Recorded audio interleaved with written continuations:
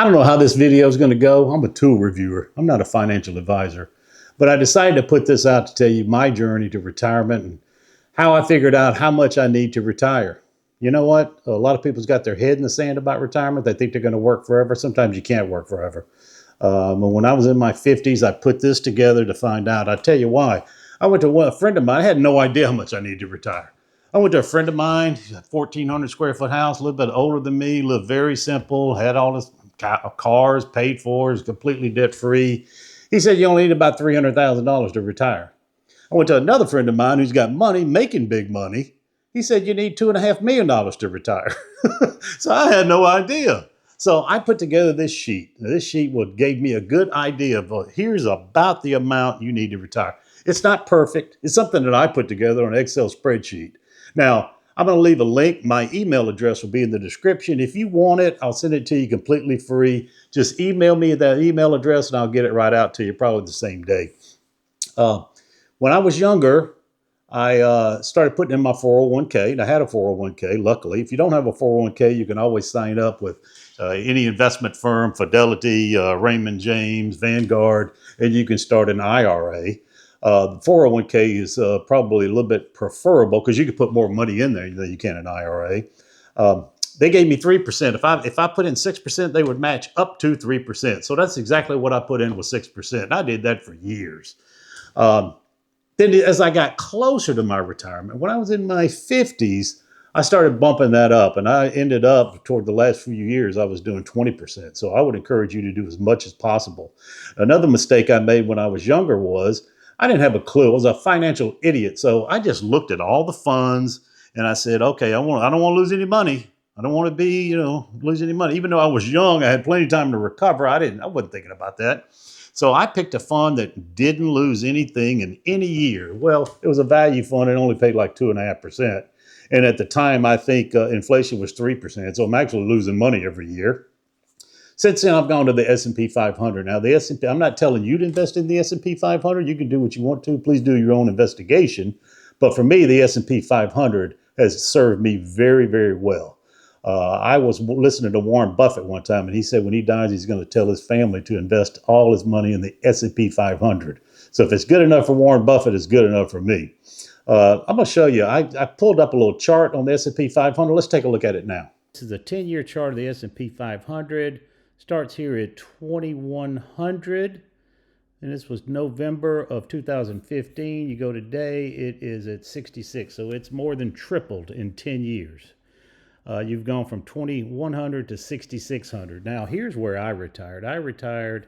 Where was it? Yeah, right here, the end of March 2022. If you can see, it was at 4,500. I retired. A lot of my money was in this S&P 500, and it went down all the way to what? 3,700. Man, I'm going to tell you right now, I was a little concerned. But this thing, they say the S&P 500, the stock market is like playing with a yo-yo, but you're walking up hills. You can see here's your yo-yo. You're up and down, you're up and down. But you're up and down, you're up and down, but it's going uphill, up and down, up and down, up and down. So, you know what? Went from 45 to 67. I'm not telling you what to do. I'm telling you what I did. And it's worked for me so far. So you can do your own, of course, do your own investigation, see what you want to invest in. I'm just telling you what I invested in. Okay, you can see how good the S&P 500 is done. Now I'm going to show you the sheet that I use to come up with how much money I need to save for retirement, at least a goal that I need to shoot toward for retirement.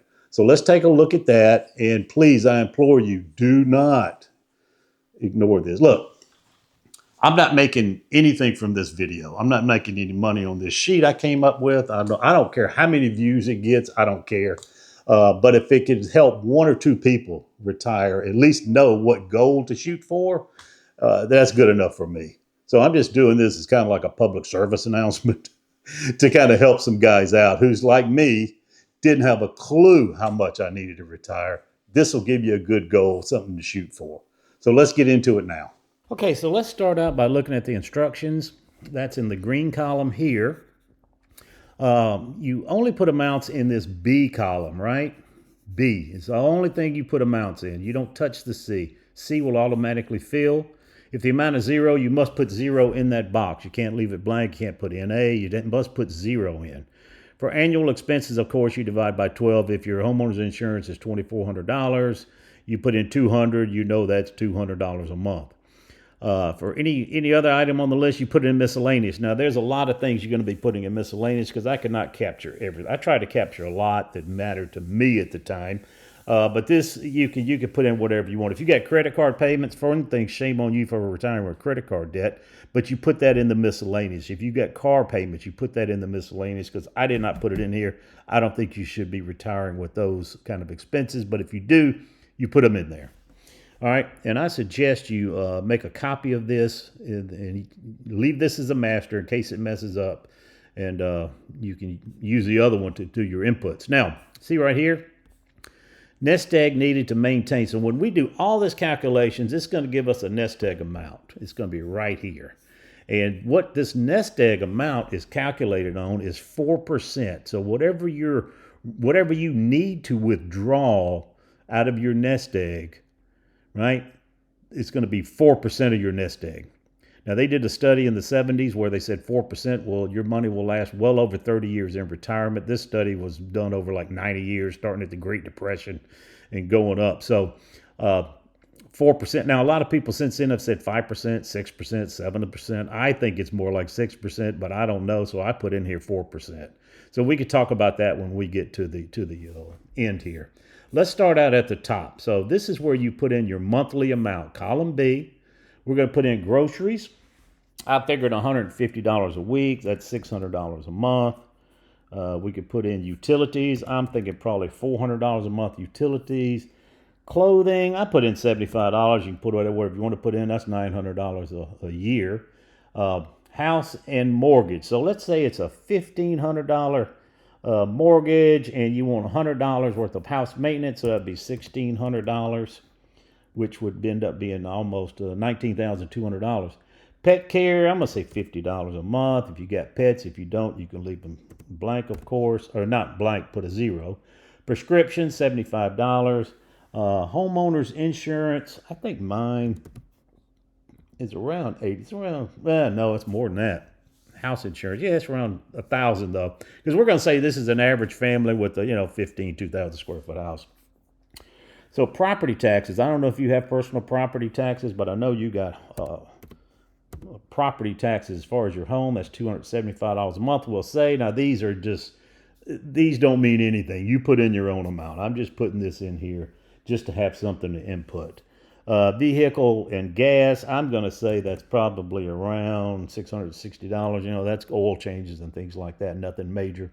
Subscription, internet service, I'm going to say $80 a month for that. Entertainment, eating out. Let's say you want to spend, I don't know, eating out. Let's say you want to spend $75 a week eating out.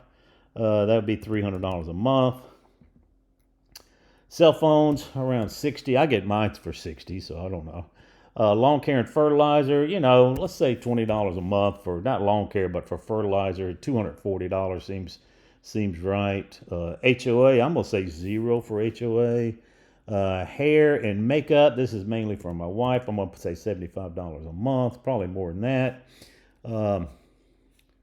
Travel. Now, I don't know how much you plan on traveling in retirement, but let's just say it's going to be around $500. That would be you know what? That's too much. $6,000 is too much. I'm going to say $350. So that's $4,200 in travel. Christmas gifts now and birthday gifts. These are just gifts you got to might as well account for it. I'm going to say it's $125. Health insurance is not covered by deductible. I'm going to say around $350. Miscellaneous. Now, you can see on the bottom, the total expenses right now is $45,700. Now, I typically put in around 10% miscellaneous. And this is where you would also put in your credit card payments, God forbid, your vehicle payments, things like that. So I'm just going to put in 10%, which would be $450 a month. That should cover it. This would also cover if you retire, start a tool channel and buy extra tools like a fool. This is where you would put that in. Okay, car insurance. Car insurance is, I'm going to say it's around $140 a month. And there it is. So your total now expenses is almost $62,000, you can see here. Now let's go to the income portion. Other passive income, you got pensions, you got something else. I'm gonna say no. Social Security, I'm gonna say you're gonna get around $1,900. Now what you do is you go to ssa.gov. You go to ssa.gov. You sign up for a Social Security account. It's free. It gives you a lot of valuable information. It tells you, it's got a record of everything you made since you were 15 years old working at the grocery store bagging groceries.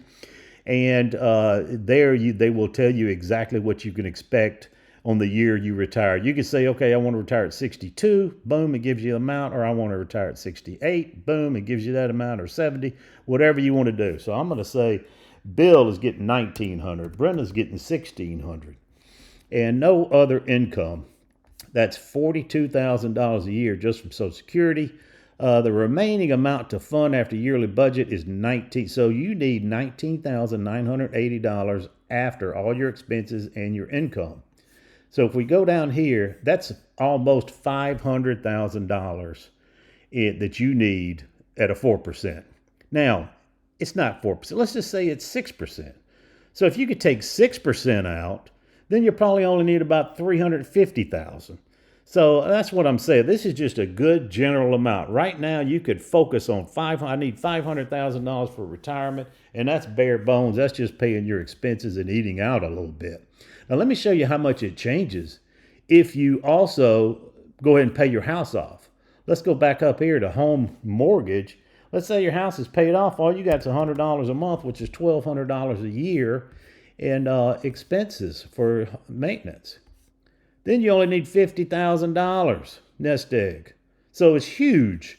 This is what I mean by getting out of debt. You have to get out of debt as much as possible. I'm not saying you have to have your house paid off, but what I am saying is the more you get out of debt, the more you'll have to spend in retirement for sure. Is there any other place we can cut down? Yeah, we can cut down. So it was $500,000. Let's just say we're going to go to $500 instead of $600 in groceries. If we go down now, that $499 turned to $469 you need. So you can see the tighter budget you have, the less you need for retirement, and you'll be able to play around like that. So this right here will give you a good estimate. Now, I'm going to leave links in the description to my email. If you want this sheet, this is a very basic sheet, but if you think it's valuable to you, if you want to see about how much you need to retire to give you a good general amount, and you can play with some of these and say, okay, what if I want to go on more vacations? What if I want to buy a bigger house, and here's my monthly mortgage? So you can look at it and see this amount right here in column C33 will tell you exactly how much you need. Not exactly. It's going to be a good general amount of what you need by the inputs that you put in. So look at the description, look at my email. If you want this sheet, you email me and tell me, please send me that sheet, and I'll get it right out to you. So that's it, guys. I appreciate you guys watching. We'll talk to you later.